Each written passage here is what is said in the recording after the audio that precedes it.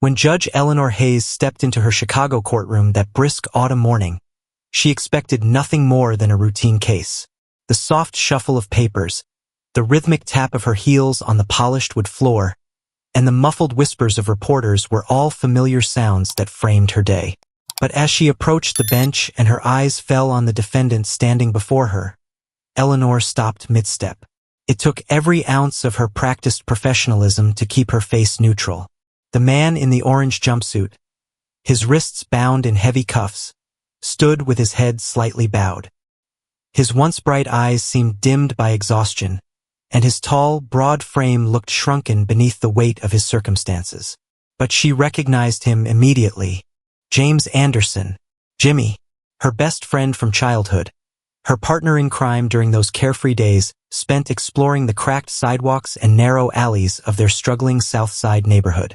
For a brief moment, Eleanor was no longer the composed judge presiding over the courtroom.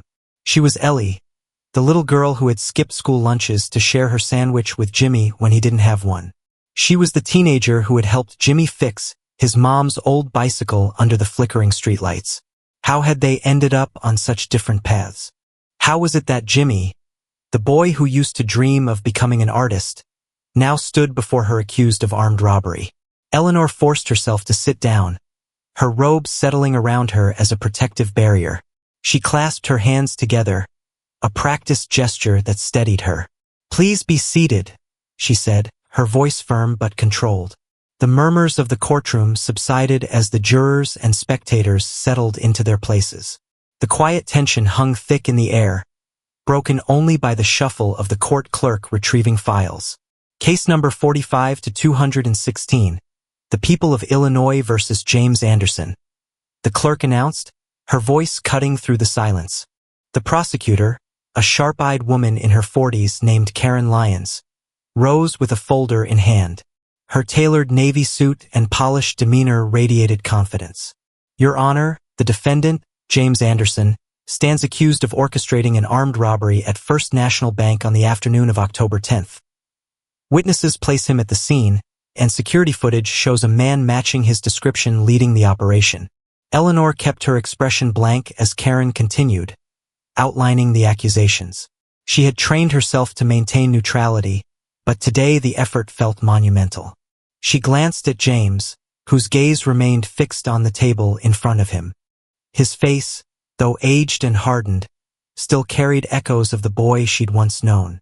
The boy who had taught her to climb trees and had promised they'd always stick together, no matter what. "Your Honor," Karen concluded, "the prosecution intends to prove, beyond a shadow of a doubt, that James Anderson not only participated in the robbery, but planned it meticulously. We will show that his actions endangered the lives of bank employees and customers." Eleanor nodded, her practiced poise betraying none of the storm raging inside her. "Thank you, Ms. Lyons." She turned her attention to the defense attorney, a younger man with unruly hair and a slightly wrinkled suit. "Mr. Carter, is the defense prepared to proceed?" The attorney, who seemed overwhelmed by the gravity of the case, fumbled to his feet. "Yes, Your Honor," he said, his voice wavering slightly. He glanced at James, who gave him a faint, reassuring nod. Eleanor sat back, her hands gripping the edge of the bench as the defense began its opening remarks. She couldn't help but steal glances at James, studying the lines etched into his face, the weariness in his posture. This was not the life she had imagined for him. Memories of their childhood together flooded her mind, how they had dreamed of escaping their neighborhood, of making something of themselves. She had been given an opportunity, a scholarship to a prestigious school, while James had stayed behind, tethered to the cycle of poverty and systemic barriers. As the defense outlined its strategy, Eleanor's mind drifted back to the last time she had seen James. It had been years ago, just before she left for college. They had promised to keep in touch, but life had a way of pulling people apart. She had always wondered what had become of him, but she had never expected their paths to cross like this. The proceedings continued, the prosecution presenting their first witness. A bank teller nervously described the events of the robbery, her voice shaking as she recounted the fear she had felt. "I remember seeing a man in a black mask," she said, glancing at James. His build, it was similar to his. And his voice, it sounded like him. The defense immediately objected, citing the unreliability of such subjective testimony. Eleanor sustained the objection, her voice steady but her heart pounding. Every piece of evidence presented seemed both damning and tenuous, a fragile web that left her questioning its strength. As the morning wore on, Eleanor found herself battling an internal war. The judge in her demanded impartiality, a commitment to justice above all else. But the human in her, the friend who had known James as a kind and loyal boy, felt a deep unease. Was he guilty, or had life's relentless challenges pushed him into a corner, leaving him with no way out? When the court recessed for lunch, Eleanor retreated to her chambers, closing the door behind her. She sat at her desk, her head in her hands, as memories of her childhood with James played in her mind like an old film. She thought of the sacrifices she had made to rise above her circumstances and wondered if James had ever had the same chances. She looked up at a photo on her desk, one of her as a child with her siblings. It was taken in their old neighborhood, a place of cracked sidewalks and boarded-up windows. The photo reminded her of the tightrope she had walked to get to where she was. James's face came unbidden to her mind, and she felt a pang of guilt. Had she forgotten him? Had she left him behind? Eleanor straightened in her chair, forcing herself to focus. The truth, she reminded herself, was what mattered.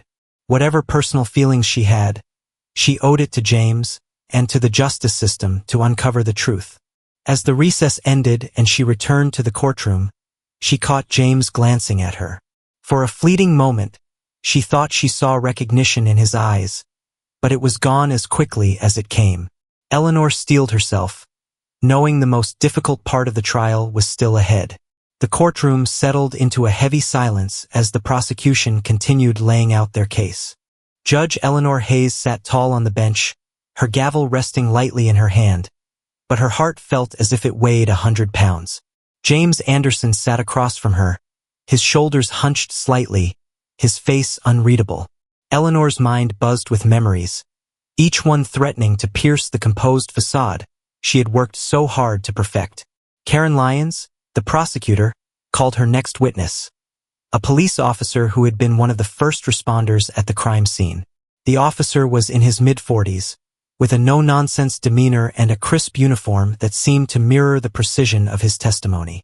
"Officer Hayes," Karen began, "can you describe what you found when you arrived at the bank on the day of the robbery?" The officer nodded, his voice steady and professional. "When my team and I arrived, the suspects had already fled the scene. We secured the perimeter and began interviewing witnesses. Several described a man of the defendant's build and features as the one who gave orders during the robbery." Karen walked toward the jury, her sharp heels clicking against the floor. "And did you recover any evidence that directly ties Mr. Anderson to the crime?" The officer hesitated for a fraction of a second. "We recovered a mask and gloves believed to have been used during the robbery.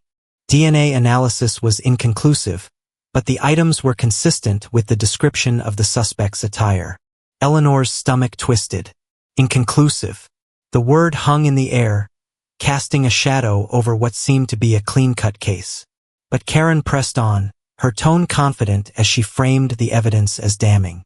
James sat motionless, his eyes focused on the table in front of him. Eleanor couldn't help but notice his stillness, the way his hands remained folded in his lap as if he were bracing himself. She could only imagine the thoughts running through his mind, though she was certain of one thing. He was aware of her presence. The question was, did he remember her? "Your Honor," Karen said, her voice breaking Eleanor's thoughts, "the state would like to admit these items into evidence." Eleanor nodded, signaling for the officer to proceed. She kept her tone neutral, suppressing the inner turmoil that threatened to creep into her voice. The defense's turn came, and James's lawyer, Mr. Carter, rose from his seat. His movements were slightly awkward, but there was a quiet determination in his expression. He adjusted his glasses and stepped toward the witness stand. "Officer Hayes," Carter began, "you mentioned that the DNA analysis of the mask and gloves was inconclusive. Is that correct? Yes, that's correct. So, there's no definitive proof that these items belong to my client? The officer shifted slightly, his professional exterior cracking just enough to reveal a hint of discomfort. No, there isn't definitive proof. Carter nodded slowly, his eyes narrowing. And the witnesses you interviewed, how reliable were their accounts? Did they all agree on the description of the suspect? There were minor discrepancies, the officer admitted, but the overall description was consistent. Consistent, but not identical, Carter pressed. Would you agree that witness testimony can sometimes be influenced by external factors, such as stress or fear? Karen objected, but Eleanor overruled it, allowing the officer to answer. Yes, that's possible, the officer conceded. Eleanor's gaze flickered toward James. His expression remained stoic, but she noticed the way his jaw tensed ever so slightly. It was a small, almost imperceptible movement, but it spoke volumes. He wasn't just enduring the trial.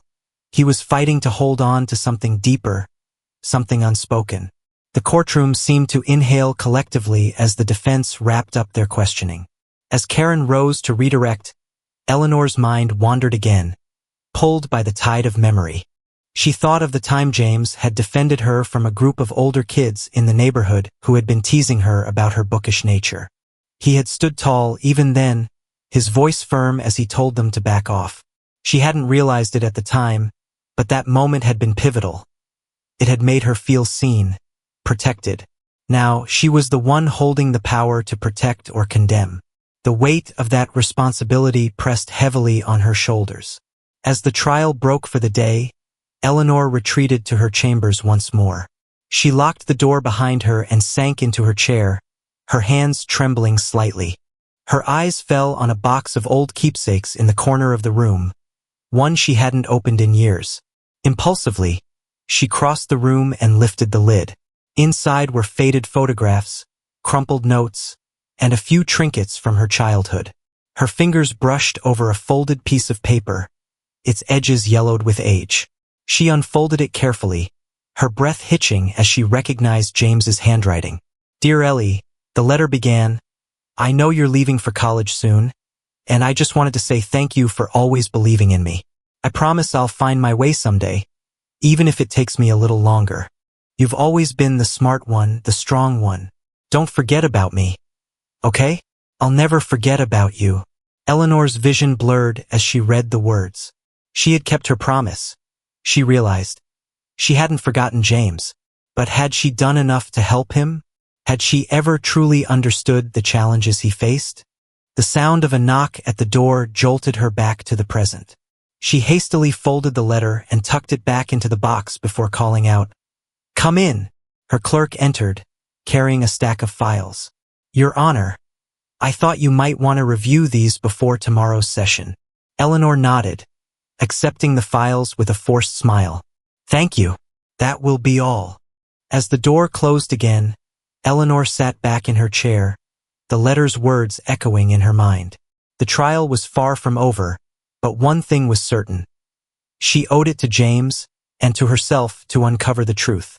The courtroom was unusually quiet as the second day of the trial began. Judge Eleanor Hayes adjusted her robe and took her seat, her face a mask of calm professionalism. But beneath the surface, her thoughts churned relentlessly. The letter she had found the previous night lingered in her mind, a bittersweet reminder of the boy James Anderson had once been. James sat at the defense table, his shoulders straight but not tense, his expression a careful mixture of composure and resignation. Eleanor wondered if he had noticed her subtle reactions to him, the faint hesitation when their eyes met. If he had, he gave no sign of it. Karen Lyons, the prosecutor, resumed her commanding presence as she called her next witness, a young woman named Diana Martinez, who claimed to have seen the suspect fleeing the scene of the robbery. Diana, dressed in a conservative blouse and skirt, looked nervous as she took the stand, her eyes darting around the room. Ms. Martinez, Karen began, her voice steady, can you describe what you saw on the day of the robbery? Diana fidgeted with the hem of her blouse, her voice trembling slightly. I was walking home from work when I heard sirens. I looked across the street and saw a man running out of the bank. He was tall, wearing dark clothes and carrying a bag. Do you see the man you saw that day in this courtroom? Karen asked. Diana hesitated, her eyes scanning the room before landing on James. I think it might have been him, she said, her uncertainty hanging in the air. Karen's expression tightened, but she nodded. Thank you, Ms. Martinez. No further questions. Mr. Carter, the defense attorney, rose for his cross-examination. His demeanor was calm but firm, and Eleanor noted a newfound confidence in his posture. Ms. Martinez, he began, you said you think the man you saw might have been my client. Can you clarify what makes you uncertain? Diana shifted uncomfortably. Well, I didn't get a clear look at his face. He was running, and it all happened so fast. So, you're not entirely sure it was Mr. Anderson? Carter pressed. No, I'm not entirely sure, Diana admitted, her voice barely above a whisper. Thank you, Ms. Martinez, Carter said, stepping back. No further questions. Eleanor's gavel struck lightly as she dismissed the witness. The prosecution's case, though methodical, seemed to lack the solidity needed to eliminate reasonable doubt. Eleanor found herself caught between the evidence presented and her own instinctual doubt about James's guilt. Could the boy she once knew, the one who had dreamed of a brighter future, truly be capable of such a crime? Or had life cornered him so cruelly that desperation left him no other choice? As the trial progressed, Carter began to reveal cracks in the prosecution's narrative. He brought up inconsistencies in the witness testimonies, pointing out how stress and fear could distort memory. Eleanor watched as he methodically unraveled the seemingly airtight case against James, her respect for the young attorney growing with each passing moment. But it was during a brief recess that the trial took an unexpected turn. Eleanor, retreating to her chambers for a moment of solitude, noticed an envelope placed discreetly on her desk. There was no name or return address, but the handwriting was unmistakable. It was James's. Her heart raced as she opened the envelope and pulled out a single sheet of paper. The note was short, but its words carried the weight of years of pain and regret. Ellie, I never thought I'd see you again, and definitely not like this. I just want you to know that no matter what happens, I didn't mean for any of this. There's more to the story, but I can't say it here. Just know that I've always respected you, and I'm sorry for letting you down. Jimmy. Eleanor sat back in her chair, her hands trembling as she reread the note. The words were cryptic, but they hinted at a truth that hadn't yet been revealed. What had James meant by "there's more to the story"? Was he protecting someone? Was he guilty of the crime? Or was he a scapegoat for someone else's actions? Her mind raced with questions, but she had no time to dwell on them. The trial resumed, and she returned to the bench, her face once again the mask of impartiality. Karen Lyons called her final witness, a bank security guard who claimed to have seen James loitering near the bank a day before the robbery.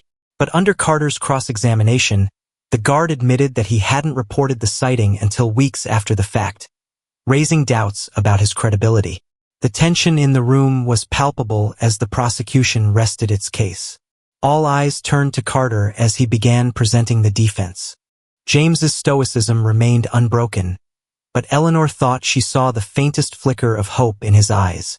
As the day drew to a close, Eleanor found herself grappling with a growing sense of unease. The evidence against James was circumstantial at best, and the inconsistencies in the prosecution's case were impossible to ignore. But the note in her chambers weighed heavily on her mind, its cryptic message a constant reminder that the truth was still out of reach. Eleanor knew that the following day could bring revelations that might change everything. And as she adjourned the court for the evening, she couldn't shake the feeling that the trial was building toward a climax that would leave no one in the room untouched. The morning sunlight streamed through the courthouse windows, casting long, fragmented shadows across the courtroom floor. The atmosphere inside was electric, filled with a sense of anticipation that something monumental was about to unfold. Judge Eleanor Hayes entered the courtroom with her usual composed demeanor, though her thoughts weighed heavily on her. The note James had left her remained at the forefront of her mind, its cryptic words stirring a quiet storm within her. As the defense began its case, Mr. Carter called his first witness, a forensic expert who was prepared to challenge the reliability of the prosecution's evidence. The witness, a man in his 50s with salt and pepper hair and a professional air, stepped up to the stand and adjusted his glasses. "Dr. Patel," Carter began, his voice steady and clear, "you've reviewed the DNA results from the evidence presented by the prosecution. Can you share your findings with the court?" Dr. Patel nodded. "Yes. The DNA analysis conducted on the mask and gloves recovered from the scene was inconclusive, meaning that there was insufficient material to match it definitively to the defendant, James Anderson. And is it common for DNA evidence to be inconclusive in cases like this?" Carter asked. "Extremely common," Patel replied. "Factors such as contamination, degradation of the sample, or incomplete profiles can all lead to inconclusive results. In this case, the DNA could not reliably point to Mr. Anderson or anyone else." Carter turned to the jury, allowing Patel's words to hang in the air. "So, Dr. Patel, in your professional opinion, can the DNA evidence be used to definitively connect Mr. Anderson to the crime?" "No, it cannot," Patel said firmly. Karen Lyons, quick to redirect, stood for her cross-examination, but her efforts to undermine Patel's testimony seemed to fall flat. As she finished her questioning and returned to her seat, the defense's case grew stronger, and the tension in the room deepened. It was then that Carter called an unexpected witness, James's sister, Lisa Anderson. A collective murmur rippled through the gallery as Lisa, a petite woman in her early 30s with strikingly expressive eyes, approached the stand. She wore a modest dress, her hands trembling slightly as she took the oath. Eleanor watched Lisa intently, her heart aching as she remembered the Anderson family from years ago. Lisa had been just a child when Eleanor last saw her, a quiet and sweet girl who had idolized her older brother. "Lisa," Carter began gently, "thank you for being here today. Can you tell the court about your relationship with your brother, James?" Lisa nodded, her voice soft but firm. "James has always been more than just my brother. He's been my protector, my role model, and the person who made sure I had what I needed when we didn't have much. And to your knowledge, has James ever been involved in criminal activity before this accusation?" Carter asked. "Never," Lisa said, her voice breaking slightly. "James has always worked hard to do the right thing, even when life hasn't been kind to him." Eleanor felt a lump form in her throat as she watched Lisa's testimony. Her words rang true, painting a picture of a man who had fought to survive in a world that seemed determined to break him. But it was Lisa's next revelation that sent shockwaves through the courtroom. "There's something else I need to say," she said, her voice trembling but resolute. "James didn't rob that bank. He's taking the blame to protect someone else." The gallery erupted in murmurs, the jurors exchanging startled glances. Eleanor banged her gavel, demanding order in the courtroom, but her mind was racing. Protecting someone else? What did Lisa mean? And why hadn't James revealed this himself? Carter leaned in, his expression serious. "Lisa, can you explain what you mean by that?" Lisa took a deep breath, her hands gripping the edges of the witness stand. "The real person behind the robbery is someone dangerous. Someone who threatened James and our family if he didn't take the fall. James thought that by staying quiet, he could protect us." Eleanor felt the weight of Lisa's words settle over the courtroom like a heavy fog. The pieces of the puzzle were beginning to shift, forming a picture that was far more complicated than it initially seemed.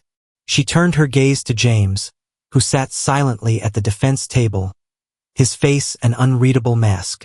"Do you have any proof of this, Lisa?" Carter asked carefully. Lisa hesitated, then nodded. "I have text messages and voicemails from the person who threatened James. I didn't come forward sooner because I was scared." Carter approached the bench with the evidence, handing it over to Eleanor for review. She examined the documents, her hands steady despite the storm of emotions swirling within her.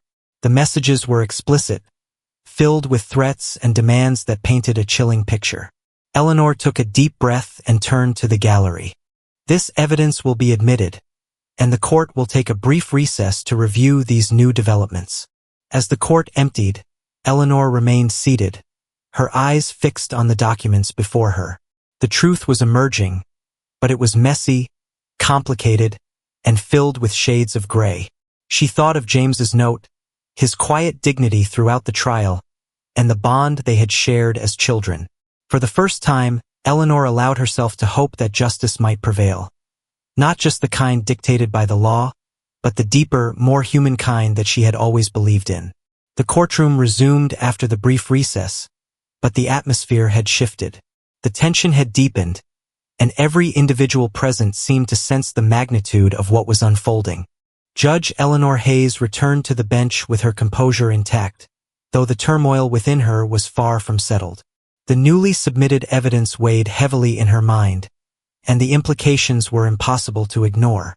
James Anderson sat quietly at the defense table, his eyes lowered, his expression unreadable. Beside him, his attorney, Mr. Carter, adjusted his tie and prepared to continue. Meanwhile, Lisa Anderson remained on the witness stand, her hands clasped tightly together as though bracing herself for what was to come. Eleanor tapped her gavel lightly to bring the court to order. "We will now proceed with the review of the new evidence provided by the defense," she announced, her voice steady.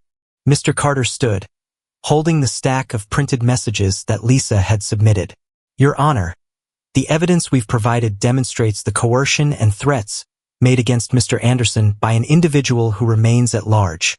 These messages reveal that James acted under duress, believing he had no choice but to protect his family." Karen Lyons, the prosecutor, rose to her feet, her expression a mix of skepticism and determination. "Your Honor, while this evidence is compelling, it doesn't absolve the defendant of his involvement in the robbery. We must consider all angles." Eleanor nodded, acknowledging both arguments. "Proceed, Mr. Carter."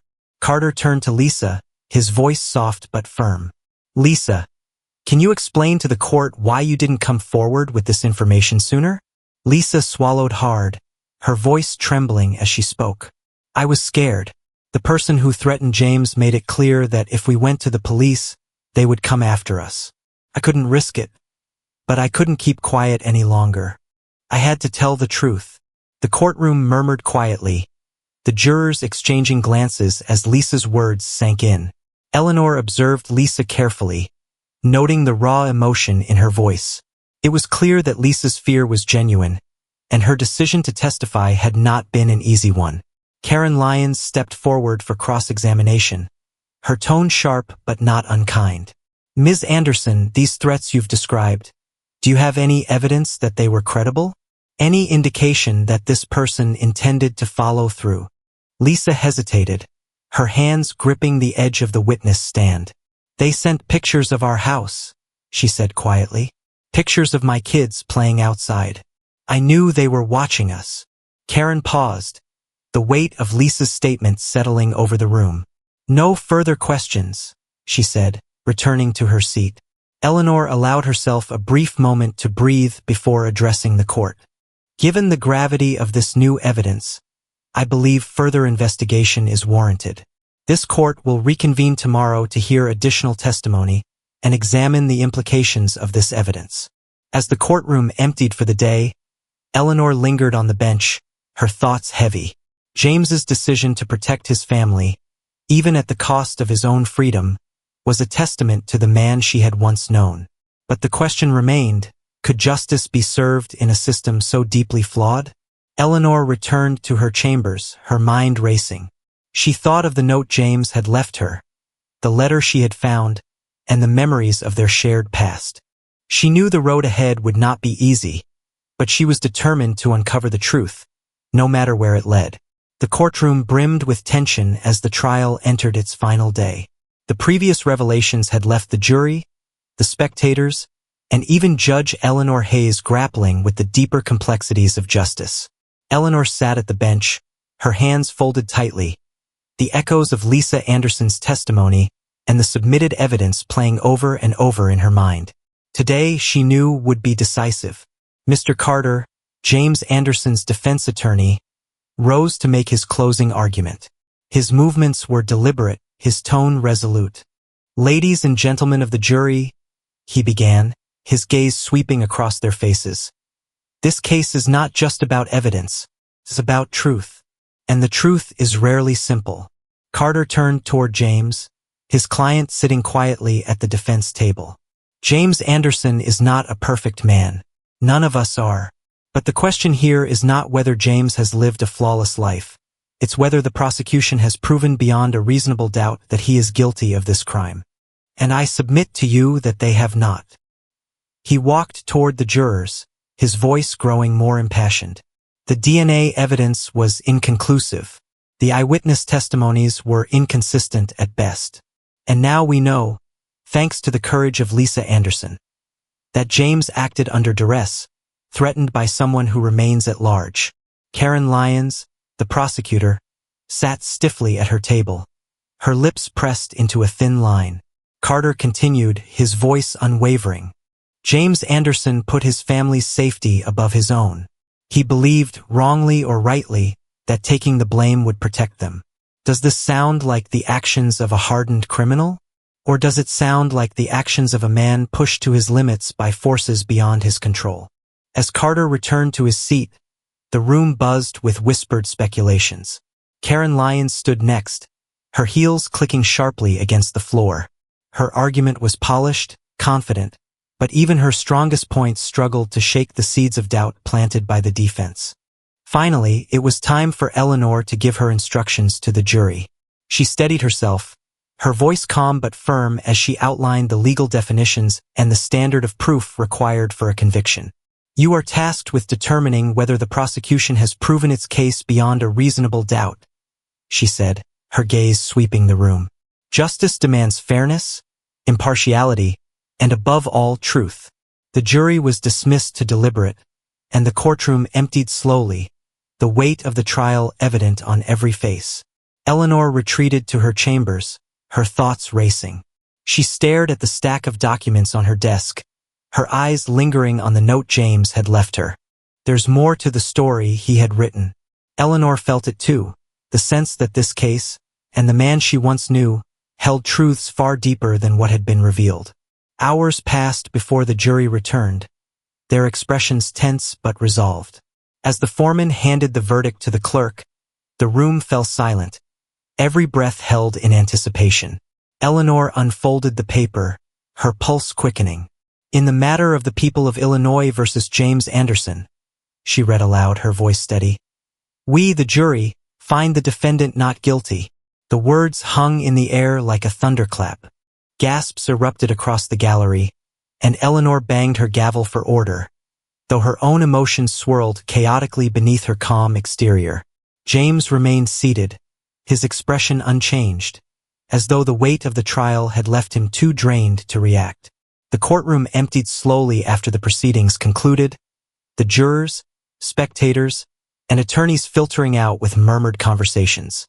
James was unshackled and allowed to leave, his first steps as a free man carrying the weight of all he had endured. Eleanor lingered on the bench, watching as James stood by the courtroom door. He turned back for a moment, his eyes meeting hers. In that instant, she saw the boy she had once known. The boy with dreams and resilience. The boy who had once promised never to forget her. She nodded slightly, and James returned the gesture. A silent exchange of understanding and forgiveness. As Eleanor walked to her chambers, she felt a profound sense of both relief and responsibility. Justice, she realized, was not just about laws and evidence. It was about humanity, empathy, and the courage to see the truth beyond the surface. That evening, as she sat by her window, the city lights casting a warm glow over the streets below, Eleanor reflected on the trial. James's path had diverged from hers in ways she could never have foreseen, shaped by circumstances neither of them could control.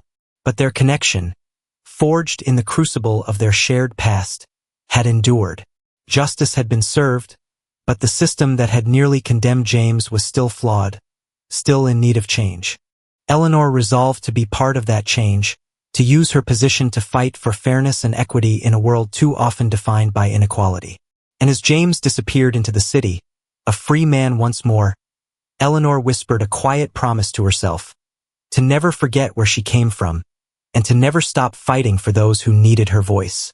This conclusion emphasizes hope, reflection, and the enduring bond between Eleanor and James, while addressing the deeper complexities of justice and systemic challenges. I hope you enjoyed this story. Leave a comment sharing your thoughts about it. Don't forget to like the video and subscribe to the channel so you won't miss new and equally exciting stories. See you in the next video.